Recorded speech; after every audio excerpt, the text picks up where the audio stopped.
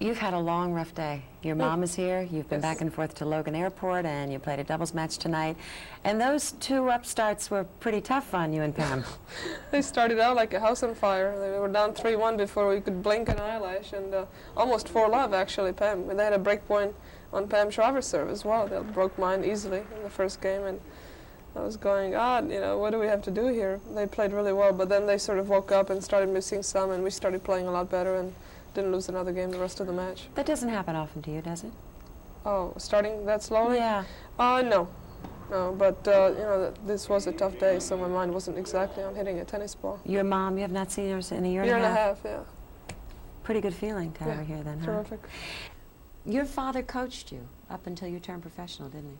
Pretty much, yeah. So I had a coach for 3 years from the age of 9 till the age of 12, who was a professional coach, and my dad learned everything from him, and then he still teaches me over the phone. He still tells me what to do. He's so funny. Go back to the first trip you made before you actually defected was it 73? 73. I've read that you went crazy in America with food, junk food junkie, huh? Well, it wasn't, I mean, hamburgers, you know, ground beef hamburgers is not exactly junk food. I mean, to me, junk food is chocolate bars or French fries and all that stuff. I didn't eat that much of that. I just, you know, I'd have 2 steaks for dinner. You know, I just ate a lot. It's not that I ate bad food, but I just ate a lot. I was hungry. No, but is there a difference? Was there a difference in the food supply? Well, it's a different food altogether. I mean, at home it mostly potatoes and dumplings and then some meat with it, but not as much as here. You know, here the accent was on the meat, and the potato was, oh, by the way, you can have a little potato here. And my metabolism changed, I think, because I gained 20 pounds in 2 weeks. Well, I couldn't do that if I tried.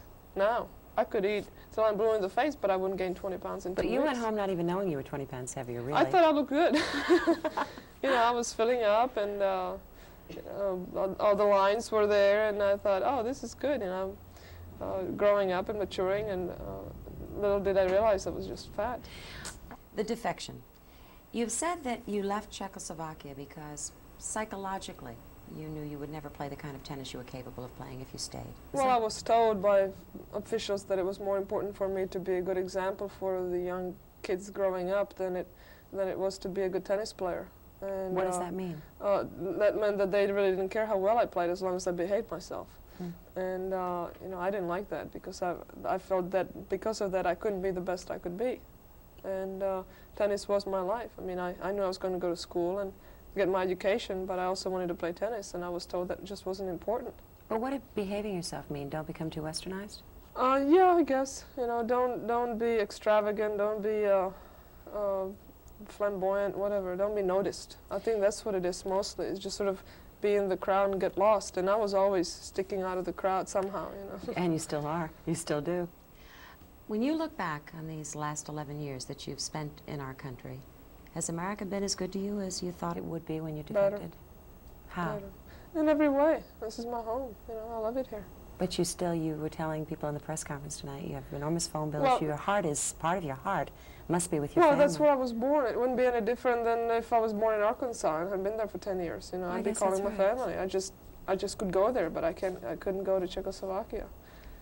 When you approach the game with the kind of defiance that you approach it with, a 90-mile-an-hour cannonball serve and your intensity, the discipline you must have in your life to achieve that every time you play must be enormous, or do we exaggerate that as well? Well, there wasn't a whole lot of it until about 5 years ago, and then I realized that my time was running out. You know, when you're 22, you think you're going to live forever, and you think you can play tennis forever. And then I realized that, you know, at 25, I just didn't have that much time left, and I better give it all I have. And I really committed myself and made the effort. And now I'm still committed, but I don't have to be such a fanatic about it. Yeah. You know, I don't have to work out from 9 to 5. I can get by a little less just to maintain what I have, and work on other aspects of my game rather than my body. There were tough years after the defection. 76 was pretty lousy. Yeah, I had injuries all over. I sprained my ankle. I had tendonitis in my wrist. Then I got a bad shoulder. Flus, all, you know. I just had it all. Was it also and tough? Emotionally, I didn't feel so great. So then emotionally, you know, it just everything sort of goes down the hill. and then I lost some matches, and you know, it's been a year, and it was difficult to call home. But often, even when I got through, I still couldn't understand a word they said because the connection was so bad. So, and you know, there wasn't anything I could do. I couldn't go back, and they couldn't come out, and that was very difficult. And I was at those stage where you really grow up a lot. I was 18, 19 years old, and you go through a lot of changes. So then you've got to find, you have to have support systems. I've read that your manager, your coach, Chris Everett Lloyd, Billie Jean King, those people really helped you through that. Rosie Casal. So I had some good friends on the circuit. Sandra Haney. I had some good friends on and off the circuit, and you know, you have to. I mean, I had to get a family somewhere. But I was a blood family. But you're really to be admired for the following year turning around and making $100,000, first time that ever happened in the Slims tournament, wasn't it? I mean, you turned it around the following year. Yeah, I started working on 77. I started putting in the effort and working out and lifting weights and doing a little more than just playing tennis. But I wasn't doing it all the time. You know, I'd have a spurt for a month and then I'd sort of slack off.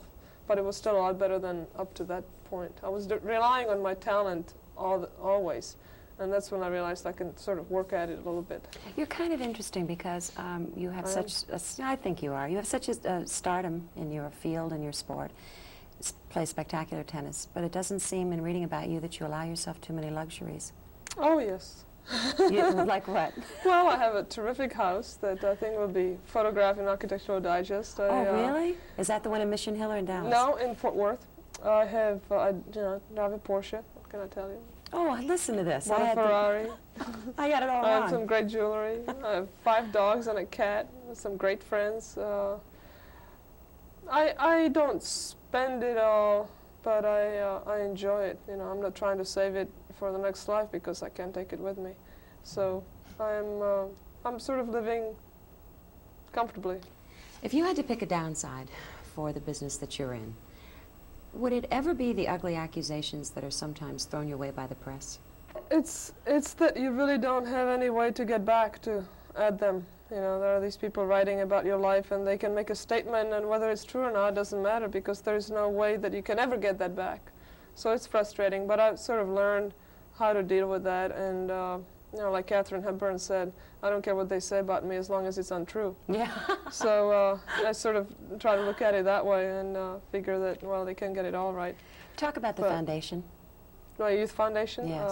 Well, it started out as an idea and to help underprivileged kids, the ones that really don't have a chance. And it's grown quite a lot. We put in a lot of money, a lot of effort. And why do you do it? I've just given a scholarship away in Fort Worth.